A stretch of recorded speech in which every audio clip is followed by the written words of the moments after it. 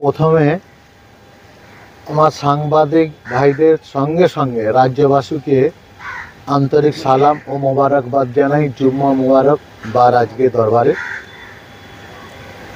আজকে মূলত আমরা রসুলের নোয়া পীর সুফি সৈয়দ ফতে আলী ঐশী রহমতুল্লাহ আলাইয়ের 138তম ইসালে সব, সেই ইসালে সবকে সামনে রেখে আমরা বাংলা তথা ভারতবর্ষের মানুষের কাছে একটা সম্প্রীতির বার্তা পৌঁছে দিতে চাই।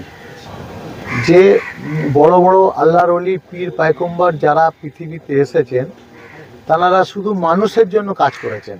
সে কোনো জাতপাত দেখেনি, জাতি ধর্ম নির্বিশেষে মানুষকে কিভাবে আলো থেকে মানে অন্ধকার থেকে আলোতে আনা যায়, এটা এই সব পীর সাহেবদের মূলত বিষয় ছিল, আদর্শ ছিল।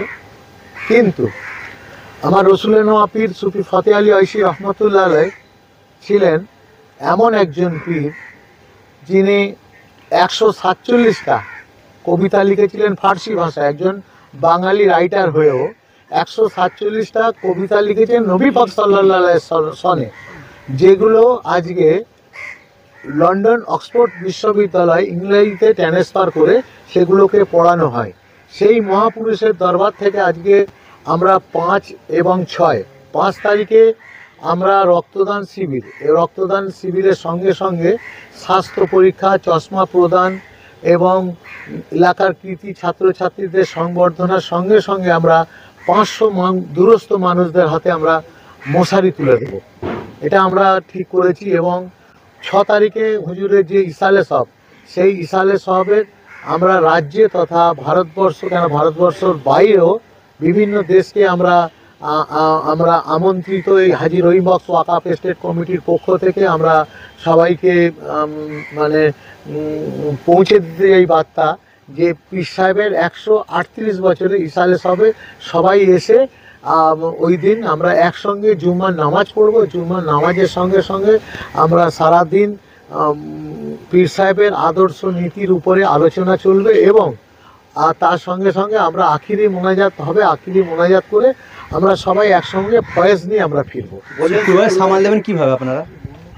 শুক্রবারটা দেখুন, এই অঞ্চলে আমরা এই যে কমিটি আছে কম বেশি আমরা 12-15 বছরে এই শুক্রবার এই দরবারে আমরা প্রোগ্রাম করছি প্রত্যেক বছরে। তো এবছরে আমাদের শুক্রবার পড়েছে। দেখুন, সামাল দেওয়ার বিষয়টা, এই দরবারটা টোটালি আমার হিন্দু মা বোনেদের এলাকা। এই অঞ্চলের আমি দেখেছি আমার হিন্দু মা বোন ভাইরা অত্যন্ত সক্রিয় পীর সাহেবের বিষয় নিয়ে, খুব সজাগ এবং এত সেটা আমি মুখে আপনাদের বোঝাতে পারবো না। আমার তো মনে হয় যে শুক্রবারের যে বিষয় আমাদের নামাজের ব্যাপারটা আছে, আমার এই অঞ্চলের মানুষ, আমার মা বোন ভাইরা এবং সমাজের বিভিন্ন স্তরের সম্মানীয় মানুষরা আমাদের সঙ্গে সহযোগিতা করবেন। আমাদের জুম্মার নামাজে যত মানুষ হোক, আমরা জুম্মার নামাজ আমরা আদায় করতে পারবো, এটা আমাদের বিশ্বাস।